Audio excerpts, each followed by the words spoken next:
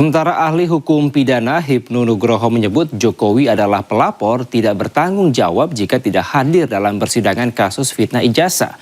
Hipnu juga menyebut jika Jokowi enggan hadir maka pengadilan bisa menghentikan proses hukum.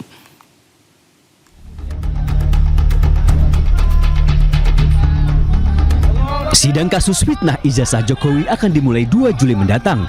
Salah satu tersangka T. Fauziatyasuma mengaku siap hadir dan bertarung secara hukum dengan Jokowi. Pertanyaan mengemuka, sebagai pelapor, apakah Jokowi akan hadir dalam rangkaian persidangan atau mangkir? Pasalnya, dalam beberapa kali persidangan kasus ijazah, Jokowi kerap mangkir alias absen. Teka-teki apakah Jokowi akan hadir atau tidak dijawab tegas kuasa hukumnya. Ya, Presiden ke-7 itu akan hadir di persidangan. Kalau Pak Jokowi, insya Allah doakan Pak Jokowi sehat, maka kita yakin betul bahwa beliau pasti akan datang. Artinya, insya Allah kalau nggak ada halangan pasti beliau akan datang gitu loh. Kehadiran Jokowi dalam sidang kasus fitnah ijazah palsu dinilai penting. Ahli hukum pidana Hipnu Nugroho menyebut jika Jokowi kembali mangkir, maka pengadilan bisa menghentikan proses hukum. Yang artinya teka-teki asli atau palsu ijazah miliknya akan menguap begitu saja. Karena prinsip peradilan yang baik adalah mendengar. Mendengar apa? Mendengar korban. Kan itu, mendengar pelapor, mendengar terdakwa, kan itu yang jadikan prinsip hukum. Oleh karena itu, kalau sampai nanti Pak Jokowi sebagai pengadu atau pelapor adil, maka Pak Jokowi dikatakan sebagai pelapor yang tidak bertanggung jawab. Akibat hukumnya apa? Pengadilan menghentikan proses hukum yang dilakukan terhadap delik aduan Pak Jokowi, sehingga dinyatakan perkara tidak dilanjutkan. Gonjang-ganjing tudingan ijazah Jokowi yang melibatkan Roy Suryo CS sudah berlangsung hampir 2 tahun lamanya. Awalnya 8 orang ditetapkan sebagai tersangka, 3 orang kemudian mendapatkan restoratif justice hingga tersisa 5 orang. Awal Juli mendatang, sidang perdana akan dimulai. Tim Liputan iNews melaporkan. Pasukan Garda Revolusi Islam Iran IRGC luncurkan rudal ke pangkalan Amerika Serikat di Kuwait dan Bahrain. Selengkapnya usai jeda hanya di iNews Malam.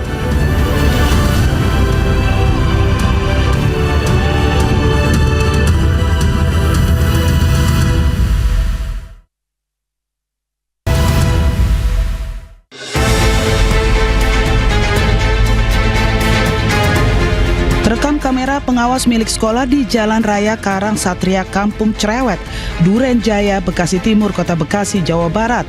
Seorang ibu-ibu yang berada di motornya dan berhenti di pinggir jalan menjadi korban penjambretan oleh 2 orang remaja yang berboncengan sepeda motor. Korban spontan langsung mempertahankan handphone miliknya hingga terjatuh dan terseret ke aspal. Tidak hanya korban, pelaku juga ikut terjatuh dari sepeda motornya dan handphone korban pun akhirnya gagal dibawa pelaku. Melihat warga yang banyak berdatangan, kedua pelaku pun langsung kabur tanpa membawa hasil. Jalan itu masih ramai, banyak motor lalu lalang. Cuma kan karena posisinya maghrib ya. Iya. Jadi agak redup-redup. Kalau dilihat pelaku itu masih remaja atau Bu? Masih remaja. Masih remaja ya Bu ya? Masih remaja. Berarti handphone nggak sempat keambil? Nggak sempat diambil. Soalnya kan ada bapak-bapak terus datang tuh. Iya. Diteriakin kan. Lu jambret ya? Nggak jadi, udah dibalikin. Korban yang tersungkur dan terseret di aspal hanya mengalami luka ringan di tangan, namun korban belum melaporkan kasusnya ke pihak kepolisian. Warga dan korban berharap pelaku dapat dikenali lewat CCTV dan dapat ditangkap oleh pihak kepolisian. Dari Bekasi, Jawa Barat, Rahmat Hidayat, iNews melaporkan. Gudang penyimpanan bahan baku pembuatan sepatu di Kecamatan Sunggal, Deli Serdang terbakar hebat. Banyaknya cairan kimia serta karet membuat api menghanguskan seluruh isi pabrik hingga pabrik rubuh.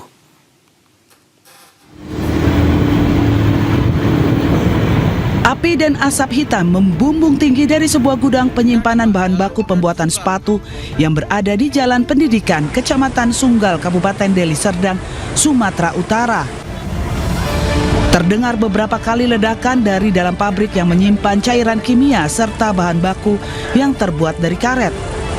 Diduga kebakaran terjadi akibat percikan api yang kemudian menyambar bahan yang mudah terbakar dan menghanguskan seluruh isi pabrik. 4 mobil pemadam Deli Serdang dibantu dengan mobil pemadam dari Kota Medan berjibaku memadamkan api dengan cara menyiramkan cairan sabun ke sumber api.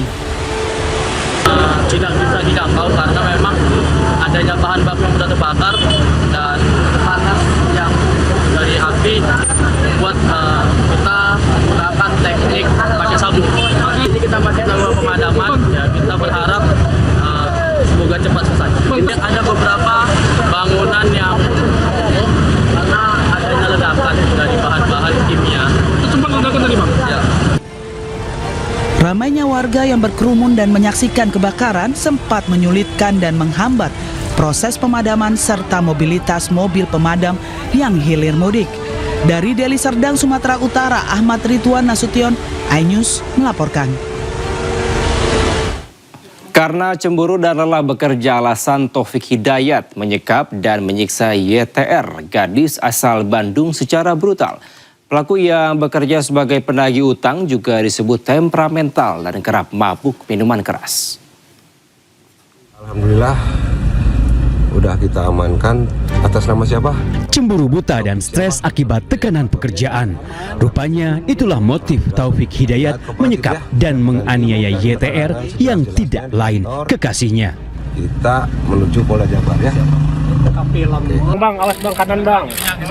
Kepada polisi, korban mengaku jika pelaku memiliki masalah pekerjaan, maka ia melampiaskan kekesalan dengan cara menyiksanya secara brutal. Diketahui Taufik selama ini bekerja sebagai penagih utang atau debt collector.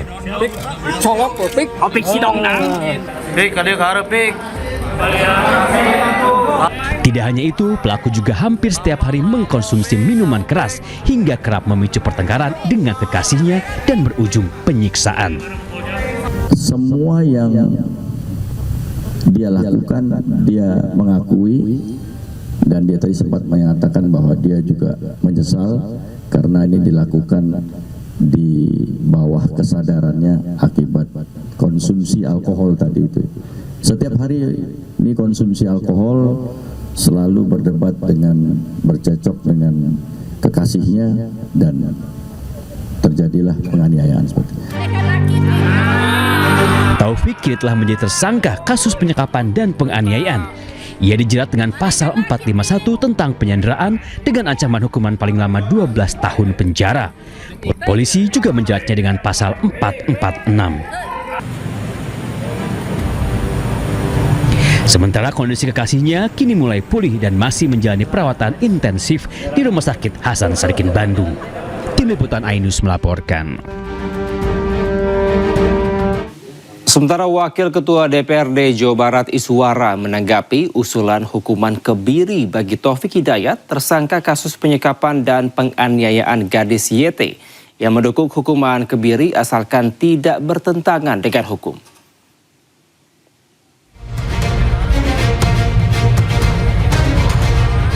Taufik Hidayat, tersangka penganiayaan dan penyekapan gadis YT, melancarkan aksinya tersebut di sejumlah lokasi berbeda.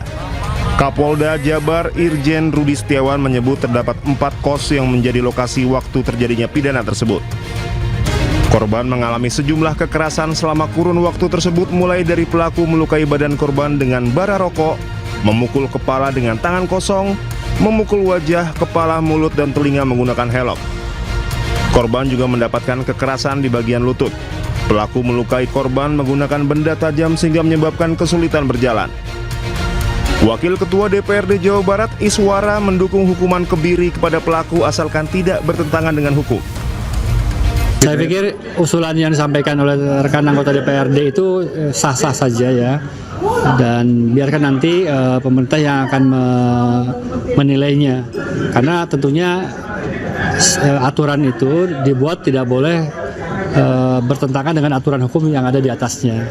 Kita lihat peraturan pemerintahnya, kita lihat undang-undangnya, bahkan kita lihat juga aturan internasionalnya. ya terkait dengan HAM dan seterusnya. Secara pribadi saya mendukung, tapi tentunya prosesnya ada mekanismenya dan tentunya tidak boleh bertentangan dengan hukum yang ada di atasnya. Sementara Kejaksaan Tinggi Jawa Barat telah menerima surat pemberitahuan dimulainya penyidikan dari penyidik Polda Jawa Barat dan telah menunjuk 9 jaksa untuk menangani perkara tersebut. Dari Bandung, Jawa Barat, Ervan David Anyus melaporkan.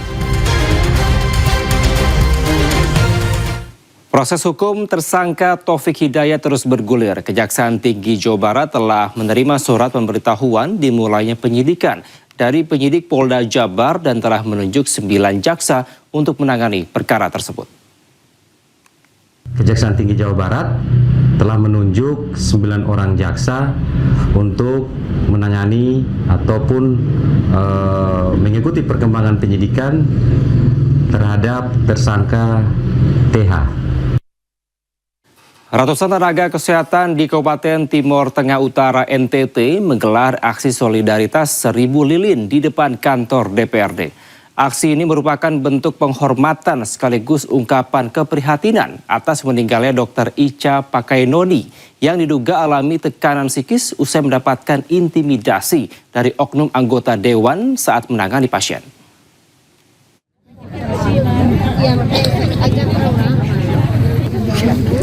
Ratusan tenaga kesehatan dari berbagai organisasi profesi berkumpul di depan kantor Dewan Perwakilan Rakyat Daerah Timur Tengah Utara (NTT) pada Minggu sore. Aksi sebagai bentuk penghormatan untuk mengenang kegiatan kepergian rekan sejawat mereka, almarhumah Dr. Ica Pakainoni. Aksi ini diikuti oleh anggota Ikatan Dokter Indonesia Cabang Timur Tengah Utara, dokter pegawai tidak tetap Ikatan Bidan Indonesia, serta Persatuan Perawat Nasional Indonesia. Kegiatan diawali dengan pembacaan surat pernyataan sikap dan doa bersama. Kemudian dilanjutkan dengan menyalakan 1000 lilin, penyampaian orasi, dan diakhiri dengan pembunyian sirine dari 3 unit ambulans, simbol duka cita yang mendalam. Untuk solidaritas kami, dokter PPU, kebetulan bersama DPP dan bekerja di sini. Aksi ini untuk mengenang kepergian beliau dan termasuk prihatin atas kejadiannya. Dr. Ica Pakainoni diduga mengalami tekanan psikis berat setelah mendapat intimidasi dari beberapa oknum anggota DPRD Timur Tengah Utara. Intimidasi terjadi saat almarhumah menangani seseorang pasien korban gigitan ular yang disebut-sebut masih memiliki hubungan keluarga dengan salah satu anggota DPRD Timur Tengah Utara. Kasus dugaan intimidasi ini kini menjadi perhatian dan memicu gelombang dukungan bagi tenaga medis agar mendapat perlindungan saat bertugas. Dari Timur Tengah Utara NTT, Sefnat Besi iNews melaporkan. Sebelumnya Dr. Ica Pakainoni tewas diduga akibat intimidasi 3 oknum DPRD. Hasil tes kejiwaan, korban alami stres tingkat tinggi. Maaf, dia tidak nikah, Mama.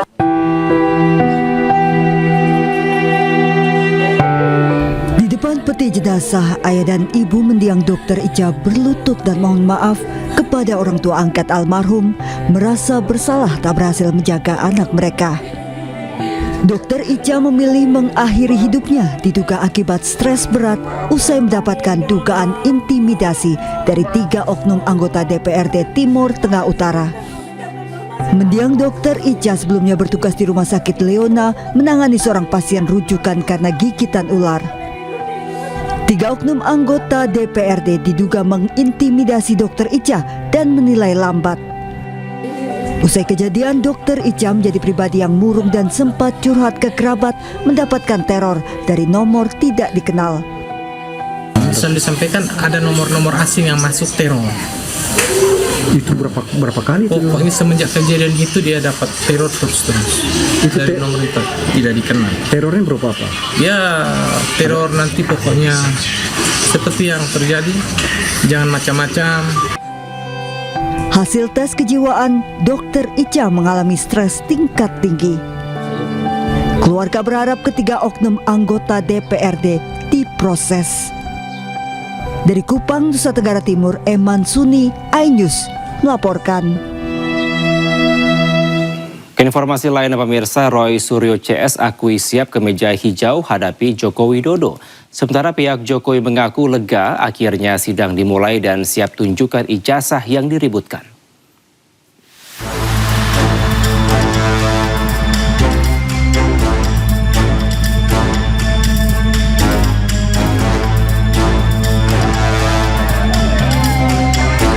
Tidak kurang dari sepekan, babak paling baru dari pusaran konflik ijazah Jokowi akan dimulai.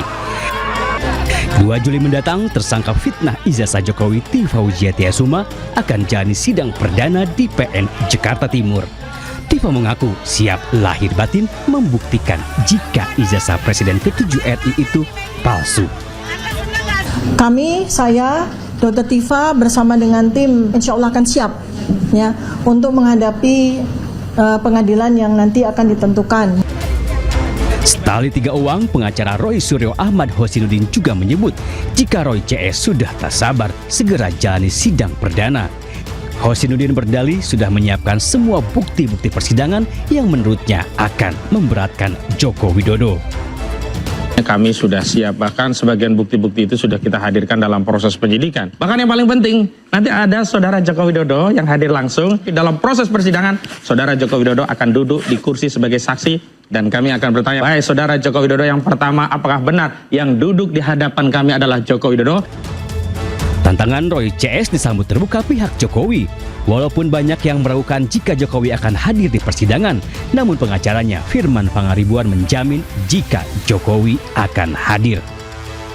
Menyampaikan kesediaannya untuk dapat hadir sesuai dengan mekanisme peradilan nanti, dan tentu akan menyampaikan apa yang harus dilakukan, termasuk menyampaikan ijazah-ijazahnya. Beliau beliau sampaikan akhirnya sudah masuk dalam babak persidangan. Ya, bersyukur ini sudah dapat dilanjutkan untuk mendapatkan kepastian hukum. Hampir 2 tahun kasus fitnah ijazah Jokowi bergulir. Puncaknya terjadi saat Roy dan Dr. Tifa ditangkap polisi. Namun saat dilepaskan ke kejaksaan, penahanan keduanya ditangguhkan. Belakangan Roy Suryo ajukan sidang pra-peradilan atas penangkapan dirinya. Sementara Dr. Tifa siap menjalani sidang. Tim Liputan iNews melaporkan.